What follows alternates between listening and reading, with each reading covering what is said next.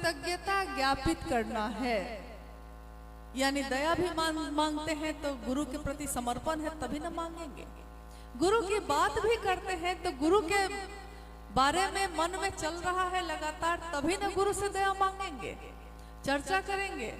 और तीसरे में भी जो हम करते हैं कि गुरु को प्रणाम मेरा मन करेगा, तो वो भी तो तभी करेंगे ना जब गुरु याद रहेंगे हमको, जब कृतज्ञ रहेंगे, जब झुका रहेगा मेरा मन। तो तीनों सूत्र कृतज्ञता ज्ञापित करने का सबसे सुंदर तरीका है। लेकिन अगर कोई तीन सूत्र नहीं भी जानता है, वो भी उसने भी शिव को गुरु बनाया है, तो वो भी ये तीनों सूत्र ही करेगा, जिस तरह साहब ने स्वयं किया। जिस दिन साहब श्री हरिनानंद जी ने शिव को अपना गुरु बनाया था, उनके जीवन में तीन सूत्र देने वाला कोई नहीं था, उनको राह बताने वाला कोई नहीं था। लेकिन उन्होंने एक दिन समझ लिया कि गुरु की दया के बिना यहाँ कुछ भी नहीं होता।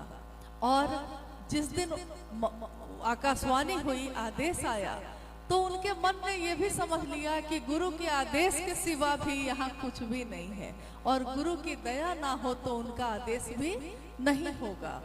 और मन झुका तो शिव को प्रणाम भी हो गया। तो शिव को गुरु दक्षिणा अगर हम देना चाहते हैं, कठिन है ये देना, क्योंकि मन कभी इधर भागता है, कभी इधर भागता है, भाव कभी किसी और के लिए उमड़ता है, कभी किसी और के लिए उमड़ता है। शिव के लिए भाव उमड़ जाए, शिव के लिए मेरे मन में भाव आ जाए, ये कठिन है लेकिन असंभव नहीं है। तो उसी शिव से, अपने गुरु से दया मांगे हम लोग कि उनके लिए हमारे मन में ये भाव बना रह जाए और मेरा मन उनके लिए कृतज्ञ रहे, ताकि हम उनका काम कर सके। यही उनकी गुरु की दक्षिणा है जो हम दे सकते हैं, और कुछ भी हम नहीं दे सकते। दूसरी जिज्ञासा है, साहब श्री शिष्यानुभूति में लिखते हैं कि शिव गुरु की चर्चा शिष्य भाव जागरण की अनुपम विधा है। कृपया विस्तार से थोड़ा समझाने की कृपा करें। शिव गुरु की चर्चा शिष्य भाव जागरण की अनुपम विधा है। अभी सुबह में भी कुछ गुरु भाई गुरु बहन से भेंट हुई, और कल शाम में भी। कितनी अनुभूतियां हैं हमारे जीवन में, अनंत। कोई कहता है कि हम महादेव का एहसास करते हैं, महसूस करते हैं। कोई कहता है कि मैंने साहब को देखा, उन्होंने मुझसे कहा, और उन्होंने कहा कि एकदम में सो गया क्या। एक गुरु भाई कहे कि कहा उन्होंने मेरे ध्यान में, मेरे सपने में, कि एकदम सो गया है क्या, जगेगा नहीं। देखिए ये क्या हो रहा है, यानी कि हमारा मन जहां भी थोड़ा कम होता है, शब्द की मार से वो गुरु जगाते हैं। शब्दन मार जगाए दियो रे, शब्द की मार से वो जगा देते हैं। ये हो क्या रहा है। और शिव की चर्चा गुरु भाव जागरण का, गुरु के लिए शिष्य भाव जागरण का की अद्भुत प्रक्रिया है। जब भी हम किसी को रोकते हैं, एक अनजान व्यक्ति को रोक के कहते हैं कि सुनिए ना, आपने शिव को गुरु बनाया है, और वो रुक जाता है, आपकी बात सुनता है। सुनता ही नहीं है, आपकी बात सुनकर शिव को गुरु बना भी लेता है। ये अद्भुत सी बात है। ये हमारे आपके बस की बात नहीं है, ये मात्र शिव के बस की बात है कि कोई भी रुक जाता है, सुनता है, मान लेता है, और सिर्फ मान ही नहीं लेता है, पूरे जीवन के लिए मान लेता है। जिस चीज को आप एकदम सामान्य समझते हैं, जिस काम को आप बहुत साधारण समझते हैं, उसके परिणाम विस्मय पैदा करते हैं। कैसे होता है कि कैसे कोई व्यक्ति पूरे जीवन में अपने शिव को गुरु बना लेता है। आपकी हमारी औकात क्या है, हमारी बिसात क्या है, हम क्या जानते हैं, तब भी। और वो बनाता ही नहीं है, वो इस काम में चल पड़ता है, चला जा रहा है। यानी उसके अंदर सोए हुए शिव को किसी ने जगा दिया। शिव तो था उसके अंदर, पहले भी शिव का अंश था, लेकिन वो जान नहीं रहा था। खुद से मिला नहीं था कभी।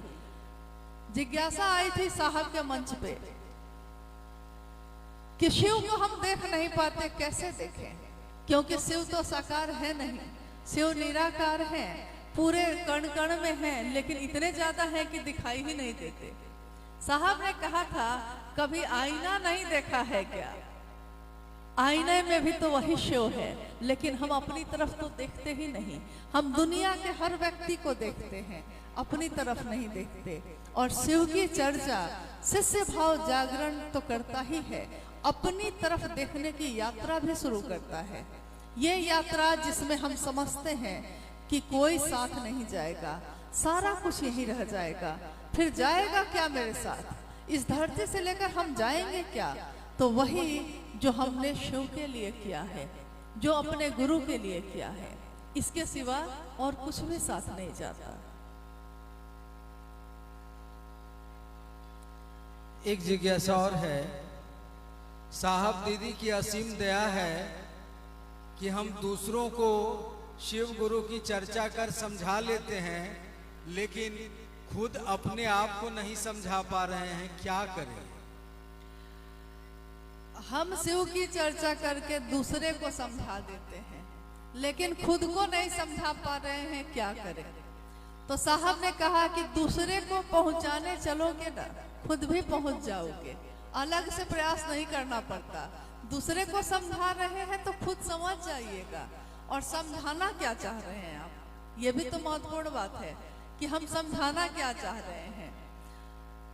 अगर शिव की बात समझाना चाह रहे हैं, हमारी ये मनसा है, तो समझा लीजिएगा, क्योंकि गुरु की दया उसमें काम करती है। न आपकी ताकत काम करती है, न मेरी, गुरु की ताकत काम करती है। किसी मंत्र में, किसी वाक्य में, किसी आदेश में जो ऊर्जा काम करती है, वो उसकी करती है जिस व्यक्ति ने ये बात कही है। और उनकी ताकत को कम समझने की भूल हम आप ना करें, क्योंकि शिव स्वयं गुरु हैं और शिव की शिष्यता का रास्ता दिखाने वाले वरेण्य गुरु भ्राता शिव के शिष्य साहब हरिनंदन जी स्वयं हैं।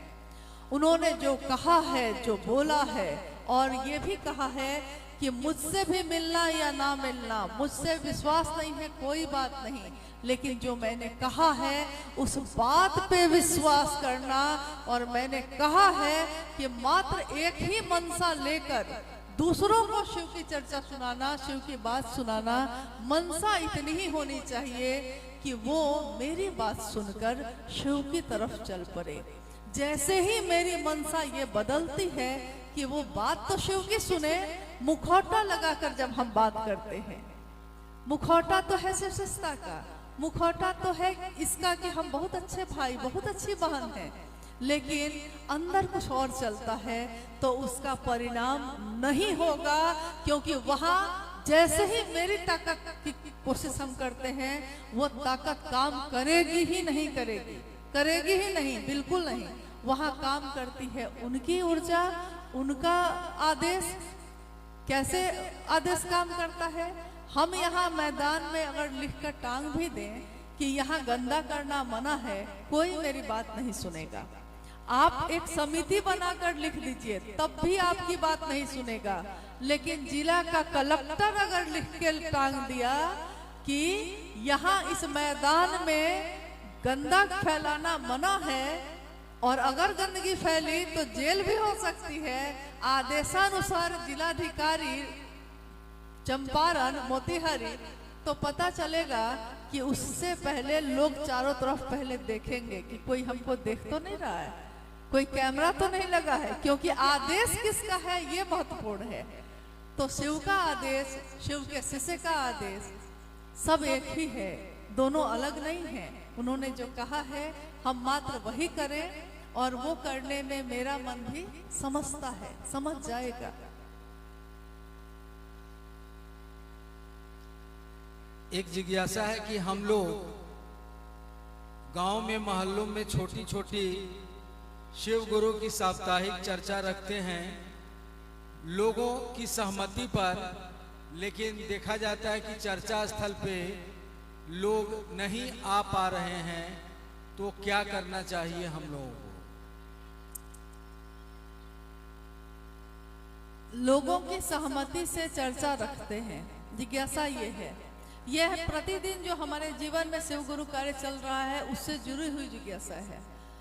लोगों से हम सहमति प्राप्त कर लेते हैं कि क्या यहाँ हम लोग एक दिवसीय कार्यक्रम रखें। लोग कहते हैं कि हाँ रखिए, लेकिन जब वो गुरु भाई या गुरु बहन रखते हैं तो लोग नहीं आते। क्या जी जी यही जिज्ञासा है। लोग नहीं आते। देखिए, ये अनुभूति है मेरी। अनुभूति ये है कि जो आयोजन करना चाहता है, जो उस आयोजन में आता है और जो उस आयोजन में सुनने आया है, जो बोलने आया है, अगर सबकी मनसा एक नहीं होगी तो वो आयोजन कभी भी सफल नहीं हो सकता। और मनसा क्या होनी चाहिए? हम सब शिव शिष्यों की सभा एक होनी चाहिए। हम सभी शिव शिष्यों के मन में, हृदय में भाव जो चलते हैं वो एक होने चाहिए और हमारा संकल्प भी एक होना चाहिए। मन में शिव के नाम का संकल्प लेकर, और अगर आपने उस स्थान पे बैठकर, अकेले बैठे हैं आप, जिसने कहा है आपसे कि मैं आऊंगा नहीं आया है, और अकेले एक चौकी बिछाकर, एक दरी बिछाकर भी अगर आपने अपने गुरु शिव को याद किया है, साहब और दीदी को याद किया है और कुछ नहीं किया, बस हरा भोला हरा शिवा शुरू किया है, इतना ही भर किया है, और आप करके देखिएगा कि वैसे लोग आकर चुपचाप बैठने लगेंगे जिनको आपने बुलाया भी नहीं था। आपकी मनसा जैसे ही शिव से जुड़ती है वैसे ही लोगों पे वो परिणाम आता है। परिणाम कैसे नहीं आता है, लेकिन जैसे ही हम ये सोचेंगे कि हाँ हम कुछ हैं, लोग को कुछ सुनाएंगे, तब तो भाई नहीं होगा। कोई आपसे कम नहीं है। आपने कैसे सोच लिया कि जो साधारण वेश में रहता है, जो गांव में रहता है, जो अनपढ़ है, वो आपसे कम है और आप बहुत ज्ञानी हैं? क्योंकि ज्ञान के कांटे से अज्ञान का कांटा निकाला जाता है और दोनों फेंक दिए जाते हैं। शिव कैसे से ऐसा ही करते हैं। जीवन में जो ज्ञान मिला है उस ज्ञान के कांटे से, साहब ने ही एक बार समझाया था, हम लोग के पास अपना है क्या? जो उनसे मिला है वही तो देते हैं। जो मेरे पास होगा वही तो आपको दे सकेंगे, जो मेरे पास नहीं होगा वो आपको हम कहाँ से देंगे। तो उन्होंने कहा कि आपने देखा होगा गांव में जब कहीं कहीं बबूल का कांटा लगा हुआ पेड़ होता है, कोई गुजर रहा है, उसके पांव में बबूल का कांटा चुभ गया तो वो रुक जाता है और उसी बबूल के पेड़ से दूसरा कांटा तोड़ता है। उसी कांटे से पहला कांटा जो पैर में लगा हुआ है उसको निकालता है और अगर पॉकेट में रख लेगा तो अब दोनों कांटा चुभेगा, इसीलिए वहीं पे फेंक देता है। तो महादेव के काम में बुद्धि नहीं, दिल लगाइए, दिल लगाइएगा लोग आ जाएंगे, दिमाग लगाइएगा तो नहीं आएंगे। साहब ने एक बार कहा कि मुझसे मिलने भी अगर आते हो या मुझसे मिलना चाहते हो कहीं भी रह के, दिल लेकर आओगे तो मैं मिल लूंगा। और मुझसे मिलने के लिए अगर दिल लगाने की आदत रह गई, अगर मुझसे मिलने के लिए दिल लेकर आते रह गए तो ये अभ्यास महादेव के पास जाने के लिए भी बहुत कारगर है। अभ्यास हो जाएगा दिल लेकर आने की। दिल लेकर आए हैं, दिल लेकर जाएंगे। शिव को लेकर आए हैं, शिव को लेकर नहीं आए हैं तो शिव को लेकर जाएंगे। बस इतना ही करना है। और कभी भी ये मत सोचिए कि हाँ कोई साधारण है या सामान्य है। शिव की चर्चा में, शिव के गुरु कार्य में इन चीजों का कोई मोल नहीं है। जो अति सामान्य जीवन जीते हैं, सबकी बात छोड़ दीजिए, इंसान की बात छोड़ दीजिए। हमारे गुरु शिव न्यूनतम व्यवस्था में रहते हैं। तीनों लोगों का पति, त्रिभुवन का वैभव देने वाला शिव स्वयं न्यूनतम व्यवस्था में रहते हैं। चट्टानों पे बैठे हैं, बागंबर लपेटे हैं, सांप जो जहर रखता है उसको भी प्रेम से गले में लपेटे हैं, गंगा की धार को अपने जटाओं में समेटे हैं, कलंक लगे हुए चंद्रमा को भी अपने माथे पे सजा के बैठे हैं। तस्वीरों से भी तो बहुत कुछ सीखते हैं हम। सोचिए क्या है वो शिव, आवेश रहित आवेश, आवेश ही आवेश है। इस धरती से बाहर भी, इस पूरे ब्रह्मांड में भी, इस पूरी सृष्टि में भी कुछ भी अगर पैदा होता है, चलता है और टूटता है, वो मात्र उनकी इच्छा से होता है जिसके पास अक्षय स्रोत है, जो ज्ञान के निधि अगम है, जो सारी चीजें जिनसे निकलती और उन्हीं में लय होती हैं, काल भी जिनके आगे झुक के शिव शिव जपता है। और वो शिव दिखते हैं न्यूनतम व्यवस्था में। देखने वाला सोचेगा कि अरे इस बाघंबर लपेटे हुए को, इस चिता के भस्म को लपेटे हुए को क्या आता होगा। चलिए चलते हैं उस देवता के पास जो सर पे सोने का ताज हो, जिसके महल सोने से सजे हों, वहां ना कुछ मिलेगा। लेकिन जब वो वहां जाता है तो देखता है कि वो देवता भी हाथ जोड़कर बैठे हैं। वो पूछता है द्वारपाल से कि भाई उनसे मिलवा दो ताकि हमको कुछ मिल सके। द्वारपाल कहता है अभी तो वो खुद ही महादानी से मांग रहे हैं, तो जब महादानी से ही मांगना है तो स्वयं मांग लेते हैं ना। चलते हैं हम सब शिव की ओर, मांगते हैं खुद और देखते हैं वो शिव देता है कि नहीं, क्योंकि आपने क्या ऐसा चाहा है जो शिव ने नहीं दिया है। लेकिन उनका काम तो करें, उनके बात पे तो चलें, उनके लिए अपने मन में भाव तो रखें। क्या ऐसा है जो इस भूतल पे संभव नहीं है अगर शिव का शिष्य चाहे। लेकिन शिव का शिष्य जो सचमुच होगा वो क्या चाहेगा, भोग या मोक्ष? क्योंकि भोग मिल जाएगा तब भी उसको भोगने के लिए घर में रहने का समय तो है नहीं। मोक्ष मिल जाएगा तो जीवन मृत्यु से मुक्त हो जाएंगे, तो महादेव का काम तो अभी हुआ नहीं है। फिर से जीवन लेने की अगर मन में इच्छा खत्म हो गई है तो फिर तो महादेव का काम करेगा कौन? शिव के गण ही करेंगे, शिव के शिष्य ही करेंगे। तो भोग और मोक्ष दोनों मिल जाए और एक तरफ महादेव हो, आप या हम या कोई जिसने विचार में भी शिव की बात की है, वो चुनेगा क्या? क्या चुनेंगे हम?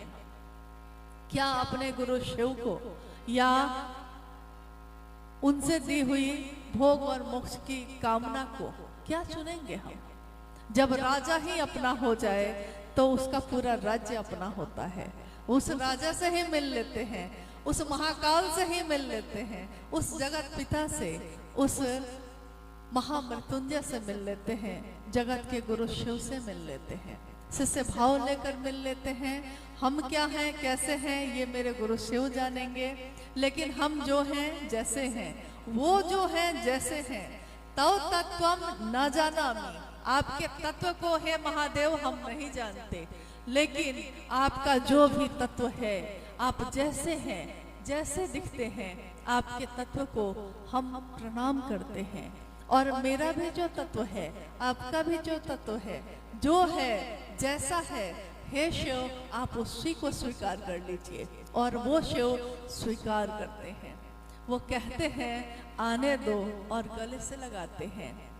शिव शिष्य का, शिव गुरु का दरबार ये एक ऐसा है जिसमें सदियों से सताए लोग, यहाँ सदियों से सताए हैं, कभी जमाने से, कभी अपनों से, सदियों से सताए लोग यहाँ सीने से लगाए जाते हैं। लेकिन ये वो दर है जहाँ सर भेंट चढ़ाए जाते हैं। सर का भेंट जिसने दे दिया है उसको क्या नहीं। सर का भेंट मतलब सचमुच इस शरीर का नहीं, सर का भेंट मतलब कि हमारे अहंकार से भरा हुआ जो मन है उसकी भेंट दे दीजिए शिव को। तब देखिए ये जीवन कितना सुंदर है, कितना शिवमय है। समय अब हो रहा है लगता है ज्यादा, और आपको लौटना भी है। तो और कोई अच्छा, एक जिज्ञासा पे हम लोग और बात कर लेते हैं। हाँ, एक आखिरी जिज्ञासा।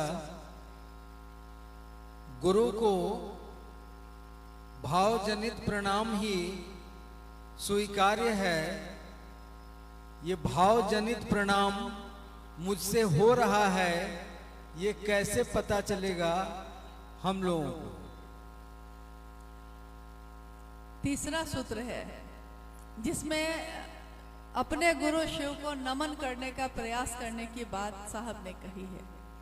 तीसरे सूत्र में भावजनित प्रणाम ही ग्रहण होता है, यह भी उन्होंने कहा है। जिज्ञासा है कि ये भावजनित प्रणाम होता कैसे है और मेरा हो रहा है कि नहीं, पता कैसे चलेगा। तो साहब का जन्म स्थान है सिवान और बोली उनकी रही है भोजपुरी। तो उन्होंने कहा कि एक गांव में एक पुतोहू निकली आंगन में, बैठी थी सास,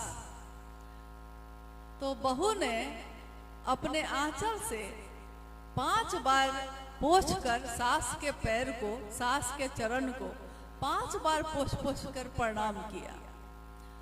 तीसरा आदमी जो वहां बैठा था, जब सास उठकर चली गई तो उसने बहू से कहा कि लागता कि सासू बहुत माने ली, तबे नु इतना गुरुआ पोछ के प्रणाम करे नहीं अपने। बहू ने कहा, ए भैया, हम तो रोज सोचे नहीं कि बूढ़ी मरी कब, लेकिन मन में कैसे कहीं मन के बात कहे कि बड़ा सतावेली। जैसे करेलवा पे चढ़ल, नीमवा पे चढ़ल करेला लगेला न, वैसे ही सतावेली हमरा। जहर से बुझा बुझा के तीर मारेली, लेकिन सोचे नहीं मरी कब। अब बात मामला बा गांव के, त ना प्रणाम करे तो सब कोई हंसी नु कि कैसन पुतो हो बा, प्रणाम नहीं करत माई के। तो देखिए साहब ने कहा कि कहीं ऐसा ही प्रणाम महादेव को मत कर लीजिएगा। महादेव के लिए थोड़ा मन में भाव लाइएगा भाई, और नहीं आ पा रहा है तो इसी के लिए महादेव से दया मांगिएगा। कहिएगा, हे शिव, आप मेरे गुरु हैं, मैं आपका शिष्य हूँ, मुझ शिष्य पर दया करिए। शिष्य पे गुरु दया करते हैं और गुरु की दया सीधे शिव की दया शिष्य को सीधे शिव बना सकती है।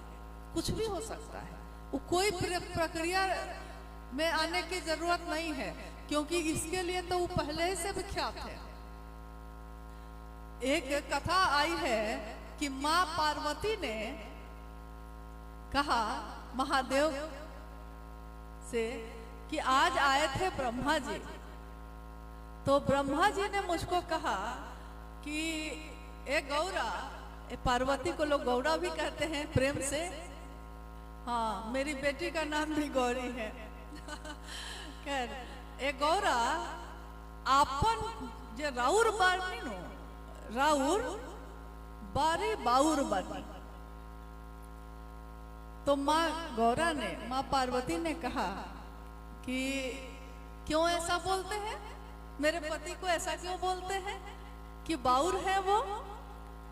तो ब्रह्मा जी ने कहा कि मुझको उन्होंने काम दिया है भाग्य लिखने का, किस्मत लिखने का, और जब मैं सबका लिख देता हूँ और कोई उनको पुकार के कहने लगता है कि महादेव ये चाहिए, ये चाहिए, ये चाहिए, तो करते क्या है वो कि वो 1-2 लाइन नहीं मिटाते हैं, वो पूरा का पूरा किताबे मिटा देते हैं, पूरा किताबे गायब हो जाता है।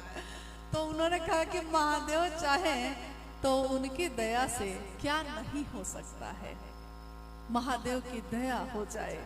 एक शिष्य के जीवन में इससे बड़ी कामना और कुछ भी नहीं हो सकती। और आप ये मत सोचिए कि हमको क्या आता है। आज ही सुबह में गुरु भाई गुरु बहन होंगे, यहाँ यही होंगे, एक घटना उन्होंने बताई कि एक चर्चा में ये लोग चले गए और चारों तरफ देखिए हम सबके जीवन में कैसी कैसी घटनाएं होती हैं। और उन्होंने कहा कि चारों तरफ से उस जगह पे जो वहाँ के आचार्य लोग थे बैठे हुए थे, बड़े बड़े पंडित लोग, बड़े बड़े प्रकांड विद्वान लोग, तो ये लोग तो शिव का शिष्य तो बेचारा भोला भाला सीधा साधा, आता है चाहे नहीं आता है, मिजाज महादेव का बना के हमको चले जाना है वहाँ, तो चले जाते हैं हम लोग। तो इनको लगा थोड़ी देर के लिए लगा इनको कि हमको क्या आएगा, इतना बड़ा बड़ा प्रकांड विद्वान लोग बैठा है, क्या पता हम लोग से क्या पूछ देगा, इसलिए चलो देखो गाड़ी उड़ी है क्या, चुपचाप पकड़ के हम लोग भाग चले, जो कह रहे थे। तो वो कह रहे थे कि चुपचाप गाड़ी पकड़ के भाग चलते हैं। लेकिन उसी समय लगा क्या कि जैसे उनको साहब की आवाज सुनाई दे रही है, और लगा क्या, जब साहब शरीर में थे, ये घटना उसी समय की है, तो उन्होंने अलग होकर थोड़ा साहब के पास जो एक गुरु भाई थे उनको फोन लगाया और कहा कि हम लोग ऐसे ऐसे फंस गए हैं, सो सोचते हैं यहाँ से चले जाए, क्या करें। तो उस गुरु भाई ने साहब तक ये संदेश पहुंचाया। साहब ने कहा कि महादेव का चेला है कि नहीं तुम? कौन है गुरु तुम्हारे? महादेव है ना। इतना ही सुनना था और इनका मिजाज जो भाग गया था इनको छोड़ के, मिजाज फिर से वापस आ गया और बैठ के ये लोग ऐसी चर्चा किए वहां महादेव की कि वो खुद ही कह रहे थे कि लग रहा था कि वो सब आचार्य के आचार्य हम ही हो गए हैं।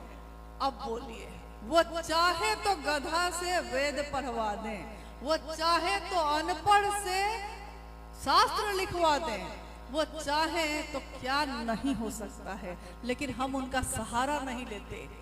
निर्भय होगा शिष्य तो गुरु निर्भय करते हैं, निर्भर होगा तो अभय वर देते हैं, निर्भर होगा तब ना। शिष्य गुरु पे निर्भर नहीं होता।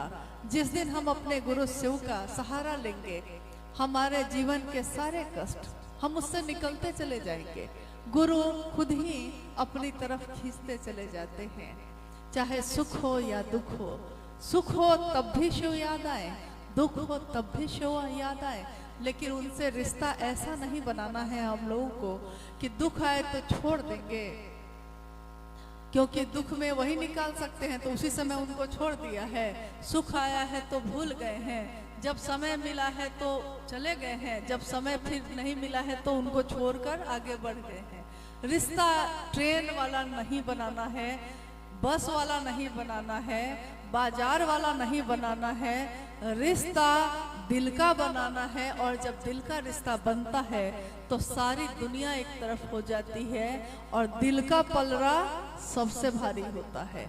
महादेव हम सबके गुरु हैं, जगत के गुरु मेरे आपके गुरु बने हैं। इस जीवन में ये सौभाग्य हमको आपको मिला है। आने वाले समय में सदियां बीतेंगी, काल बदलेगा, सृष्टि बदलेगी, लेकिन शिव का रूप नहीं बदलेगा। शिव की सुंदरता उतनी ही रहेगी उस समय भी, हम हो ना हो, लेकिन शिव की सत्य, शिव ही सुंदर और शिव ही शिव होंगे हर तरफ। इसकी तो कामना है ही और ऐसा होगा ही। लेकिन हम आने वाली पीढ़ी के लिए शिव शिष्यता का उपहार दें उनको, अपने आने वाली पीढ़ी को शिव शिष्य का भाव पैदा कैसे हो उनके दिल में, इसकी कामना करें, इसकी कोशिश करें। और साहब श्री हरिनानंद जी ने खुद कहा कि शिव की शिष्यता में मेरे प्राण बसते हैं। कल रात में मैंने कुछ बच्ची लोग थी, उन लोगों को कहा, कम उम्र की बच्चियां हैं यहाँ अभी कार्यकर्ता में हैं, उन लोगों से ये कहा कि साहब की बातों को भूलना नहीं, कल को हम लोग भी ना होंगे, लेकिन आप लोग की पीढ़ी आगे बढ़ेगी। ये मत भूलना कि उन्होंने कहा है कि शिव की शिष्यता में मेरे प्राण बसते हैं, और वही शिव के शिष्य का प्राण मेरे और तुम्हारे दिल में भी बसता है। इस प्राण की रक्षा करना, इसके लिए झुकना पड़े तो झुकना, इसके लिए लोगों के हाथ जोड़ने पड़े तो जोड़ना, लेकिन इस बात को भूलना नहीं, अहरनिश ये शिव की शिष्यता ऐसी ही चलती रहे। हम सब के दिलों में शिव की शिष्यता की पावन जलधारा चलती रहे। हमारे मन की गंदगी, हमारे मन की संकीर्णता, ये सब उस पावन जलधारा में बह जाए और हमारा मन एक दूसरे के लिए प्रेम से भर जाए। इसी की कामना अपने गुरु शिव से करती हूँ, अपने साहब दीदी से करती हूँ, और आप सभी के भी चरणों में प्रणाम है। आप सभी से विदा। आप सबको मेरा प्रणाम।